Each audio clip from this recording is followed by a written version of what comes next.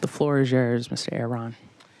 First of all, I want to say thank you, for this opportunity to give us something to stand on for the rest of our lives, to be able to build what we need to do for Amarr's legacy and for saving lives one heartbeat at a time. You couldn't tell me 2 years ago that I'll be standing here at this moment of time right now, but I also want to give, some credit to everybody who stands behind me. My family who's here with me, they all have had their own moment of time where they reminded me the mission at hand, even if they know they didn't. And this is just a piece of the mission and a start to it. And I'm just so honored and welcome to be here. And I'm not here to talk about nothing negative. I'm not here to down the energy of the room. But it kind of fits that you guys are doing a proclamation on both gun violence or, awareness and Amarr on the same day because he died on Gun Violence Awareness Day, 2024. So I see the bigger picture. This is a glorious moment for our family, for Amarr's name, for me, Lakeisha, Sharika, as parents of this young great soul, his brothers, Jazier, Jakai, Jalil, his uncles, that are here, everybody that's here and everybody that's lifted him, the Garfield community that decided to turn something that could have been so tragic and negative, decided to work with us and make things positive. So we just want to thank everybody as we go forward. But I will say this, there's still a murderer walking free.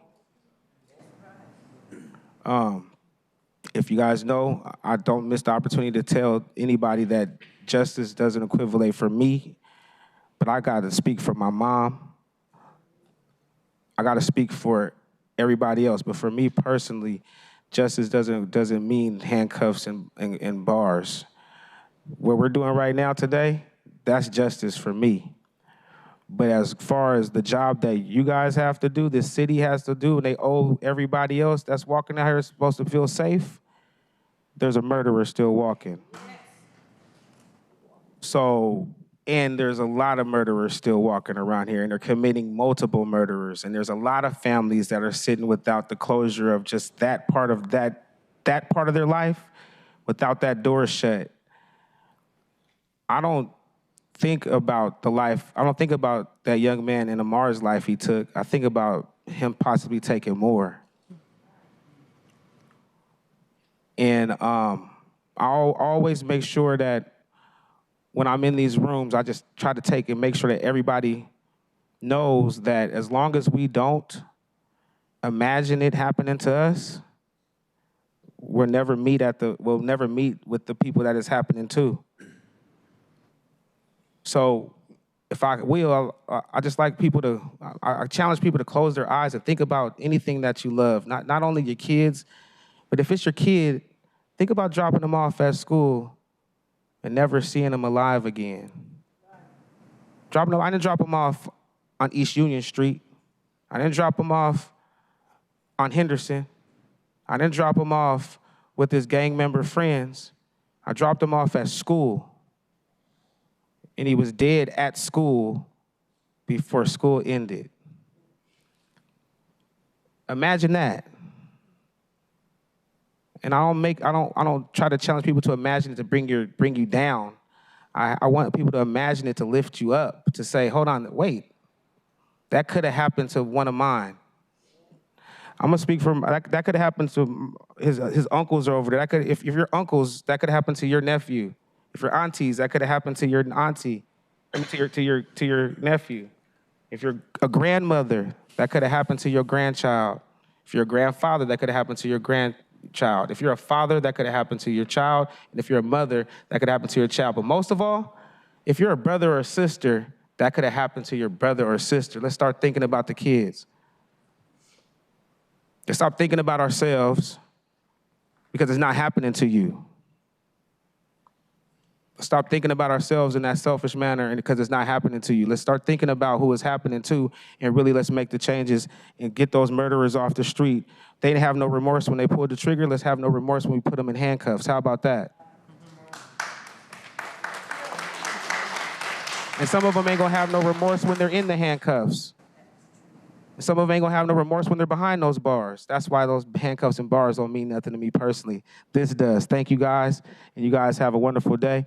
I'm a segue the next one for my mom. My mom been waiting to say something to you guys, and her name is Veronica Murphy, and I want her to be able to speak her heart and let it pour out in this chamber today. Thank you guys. Thank you.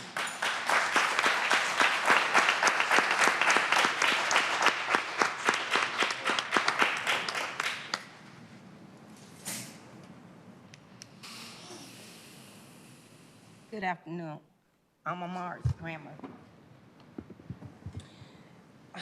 I wrote this to tell you guys how I feel. Make sure you pull the mic close. There we go. Just pull it as close as you can. Thank you, About ma'am. how grandma lost a child. I am Amarr's grandma, and I'm here to speak on behalf of my grandson, who was killed at Garfield High School. I am mad, really mad, because there was no justice for our Black children. And I'm mad about my grandson was being shot.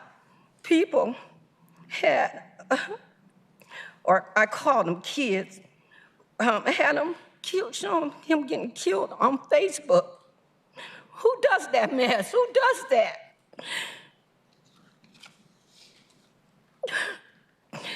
They need to be investigated. They do. Because they had my grandson on Facebook showing them how he got shot 4 times. I just feel that a grandma had to see that on Facebook. I'm mad because the police does not care. I'm mad because I called Detective Simmons. He tells me he's on a vacation and he's gonna call me back. Never called me back. I called the captain, Barnes, the new one, for the Seattle police. Left, 4 messages. Guess what? I got a call yesterday because I was gonna come here. What is that? And then